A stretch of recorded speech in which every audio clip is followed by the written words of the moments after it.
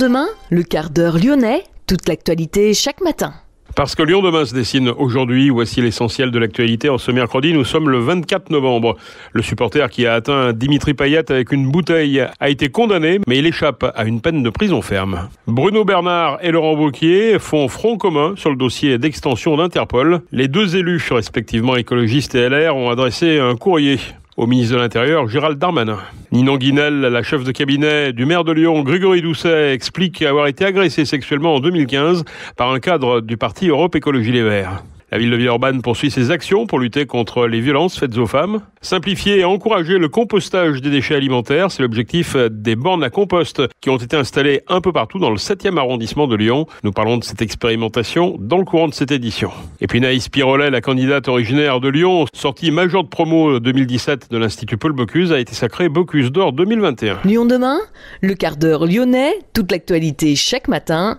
Gérald de Bouchon. Bonjour à tous, bienvenue dans ce quart d'heure lyonnais. Le supporter qui a atteint Dimitri Payet avec une bouteille dimanche soir lors de l'Olympico au Groupama Stadium a échappé à une peine de prison ferme requise par le ministère public. Il écope en effet de 6 mois avec sursis et 5 ans d'interdiction de stade. 6 mois ferme avait été requis par le ministère public. Le supporter devra en outre verser 1 euro symbolique de dommages et intérêts aux joueurs marseillais et à son club qui s'était porté partie civile et 1 autre euro à la Ligue de football professionnel. L'Olympique lyonnais, qui ne connaîtra sa sanction que le 8 décembre, a obtenu un délai pour chiffrer son préjudice sportif et économique. Les 3 supporters, qui s'étaient par ailleurs constitués partie civile, ont vu leur demande rejetée. Le président écologiste de la métropole Bruno Bernard et le président LR d'Auvergne-Rhône-Alpes Laurent Wauquiez font front commun sur le dossier d'extension d'Interpol. Dans un courrier adressé le 26 octobre au maire de Lyon, au président de la métropole et au président de la région, le ministre de l'Intérieur Gérald Darmanin avait appelé les collectivités à s'engager sur le financement de cette extension aux côtés de l'État. Il les invitait à se prononcer rapidement. L'Assemblée générale d'Interpol se déroulant à Istanbul en Turquie en ce moment du 23 au 25 novembre. Bruno Bernard et Laurent Wauquiez se disent prêts à discuter et à trouver ensemble des solutions opérationnelles à ce projet que l'État porte. Mais les élus réclament encore et toujours des précisions au ministre. Ils appellent aussi le ministre à la vigilance sur la future présidence de l'organisation. Sans le nommer, ils font référence à la candidature du général Ahmed Nasser El Raïssi, accusé d'actes de répression et de torture envers des opposants au régime émirien. Une candidature entachée de plaintes poserait un vrai risque au fond et pourrait délégitimer l'institution et son accueil dans notre démocratie, alertent les deux élus. Enfin, Bruno Bernard et Laurent Wauquiez invitent le ministre à une réunion de travail à Lyon. Sans surprise, Philippe Valentin, 57 ans, unique candidat à sa succession, a été réélu président de la CCI à Lyon Métropole Saint-Étienne-Roanne avec la liste Unis pour l'entreprise. Lyon demain, un site internet, du son, de l'image, un média complet pour les Lyonnais qui font avancer la ville. Ninon Guinel, chef de cabinet du maire de Lyon, Grégory Doucet, a expliqué dans l'émission C'est politique, diffusée dimanche dernier sur France 5, avoir été agressé sexuellement en 2015 par un cadre du parti Europe Écologie Les Verts. À l'époque, il était sur le point d'être nommé à un poste important rattaché à la formation des élus, poste qu'il a obtenu par la suite.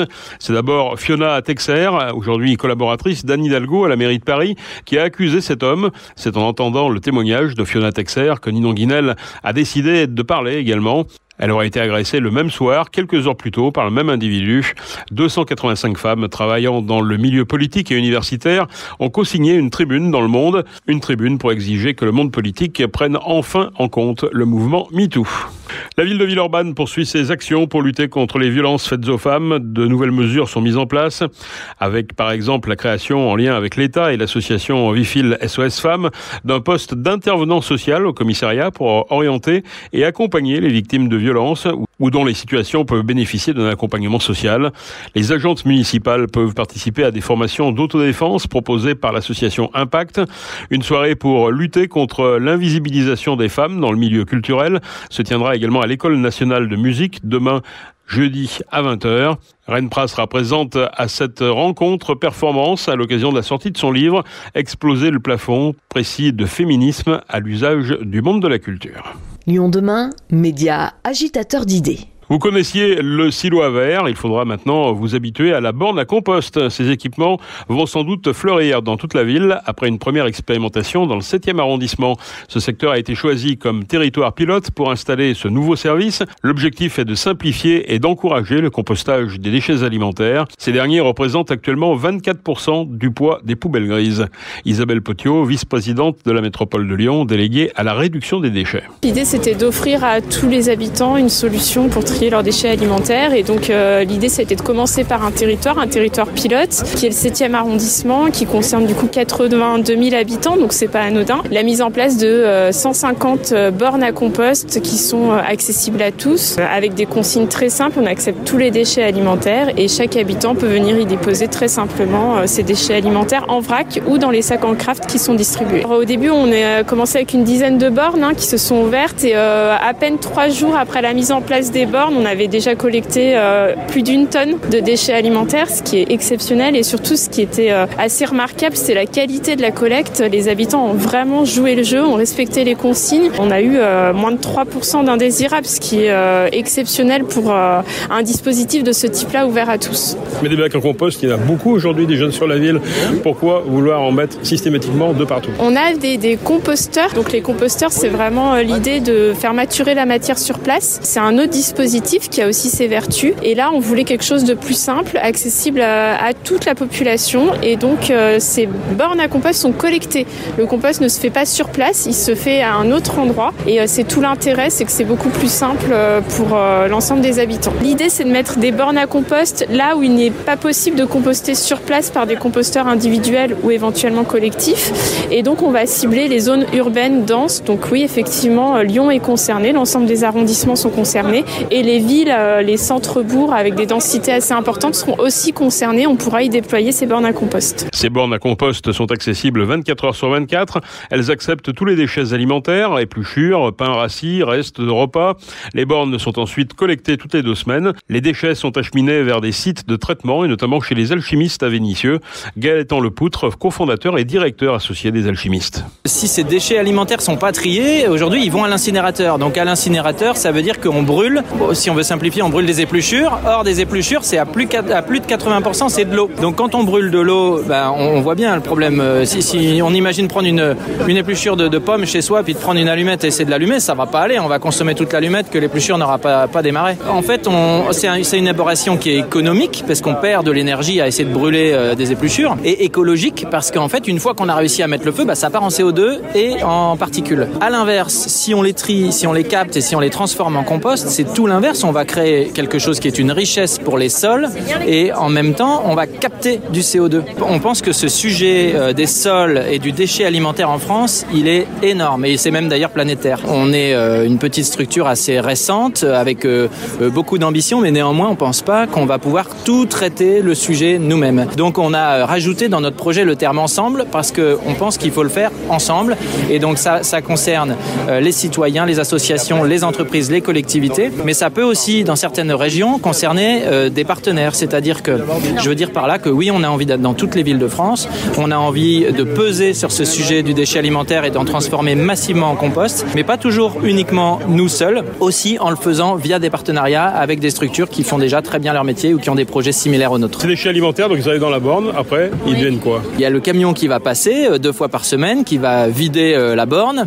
Et puis, une fois qu'il aura fini sa tournée, il va venir chez nous à Vénissieux, sur une plateforme de compostage qu'on a ouvert au mois de mai. Et il va donc vider ses déchets alimentaires. Donc nous, on reçoit ça et on va faire plusieurs opérations. Déjà, on va valider la qualité du tri, s'assurer qu'il n'y ait pas trop d'erreurs de tri à l'intérieur. Et aujourd'hui, on est sur un très bon taux de tri. La qualité du tri est vraiment au rendez-vous dans le quartier. Donc c'est une première satisfaction. Après avoir fait ce contrôle de la qualité du tri, il va y avoir 2 options. Soit la matière va être transformée chez nous en compost et à ce moment-là, il va y avoir une opération de broyage de tous les déchets, donc pour les transformer vraiment en petits morceaux. Et une fois qu'ils sont transformés en petits morceaux, on va les mélanger avec du broyat de bois. C'est souvent ce que produisent les élagueurs quand ils ont fini un chantier, qui vont passer les branches dans les broyeurs. Donc ce mélange, il est important pour avoir un compost qui soit équilibré, avec une partie humide que représentent nos déchets, une partie plus sèche avec le broyat de bois et une partie, en fait, d'un point de vue plus technique, plus azotée. Les déchets contiennent beaucoup d'azote, mais le broyat de bois contient beaucoup de carbone et un bon compost, c'est un équilibre carbone-azote.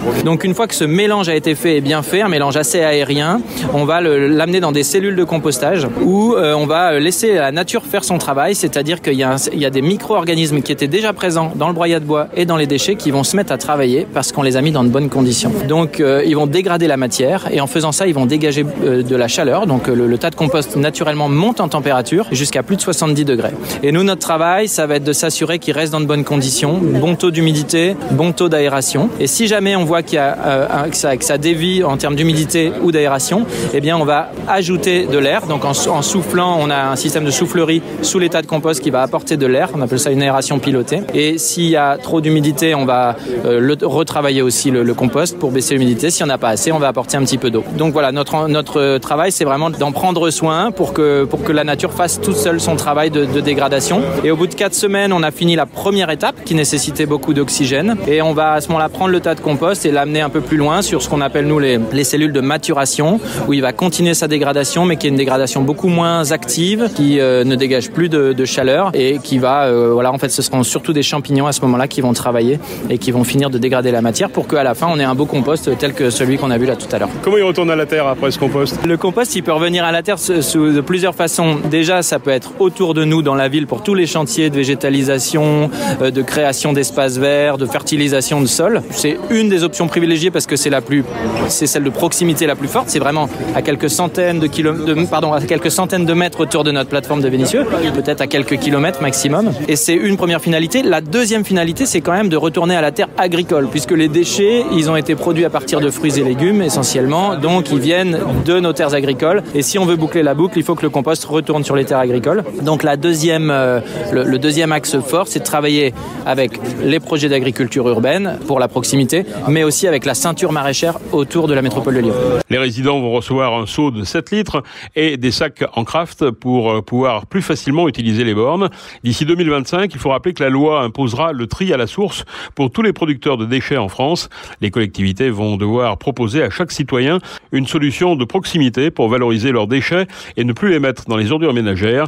Compostage domestique individuel, de proximité ou collecte séparée, les bornes à compost lancées à Lyon pourraient bien faire des émules dans d'autres métropoles. À partir de lundi prochain jusqu'au vendredi 24 décembre, c'est le grand retour des opérations paquets cadeaux d'handicap international en France. L'association de solidarité internationale sera à nouveau présente cette année à Lyon au magasin Bonton, 60 rue Président Édouard Herriot. Ces opérations sont l'occasion pour les citoyens de s'engager près de chez eux en emballant des cadeaux dans les magasins pendant les fêtes. Les sommes collectées sont destinées ensuite à mettre en œuvre des actions de l'association auprès des populations les plus vulnérables dans près de 60 pays dans le monde. Les personnes intéressées par cette opération caritative peuvent envoyer leur CV à bénévole@hi.org. Et puis Naïs Pirolet, la candidate originaire de Lyon, sortie majeure de promo 2017 de l'Institut Paul Bocuse, a été sacrée Bocuse d'Or 2021. Elle sera la première femme à représenter l'Hexagone au Bocuse d'Or Europe. La Team France a été représentée par Serge Vieira, son président, et plusieurs chefs lyonnais étaient présents, dont les membres du comité d'organisation, Guy Lassauzet, Jacques et Régis Marcon, président du Bocuse d'Or France, Joseph Viola, mais également Tabata May, qui faisait partie du jury dégustation, et David Tissot, Bocuse d'Or 2021. Absente l'an dernier en raison du contexte sanitaire lié au Covid-19, la Grande Roue revient cette année et elle devrait accueillir ses premiers clients samedi matin, place Bellecour. Elle comprendra 28 cabines fermées de 6 places chacune. Son fonctionnement est prévu quotidiennement de 11h à 22h, en sachant que lors d'événements particuliers comme la fête des Lumières ou les fêtes de fin d'année, la roue peut tourner jusqu'à 1h du matin. 5 jours de montage sont nécessaires, ainsi qu'une inspection de contrôle qui est planifiée vendredi. La Grande Roue sera ensuite en place jusqu'au 13 mars 2022. C'est la fin de ce quart d'heure lyonnais. Merci de l'avoir suivi. On se retrouve demain, même heure, même antenne. En attendant, passez une excellente journée.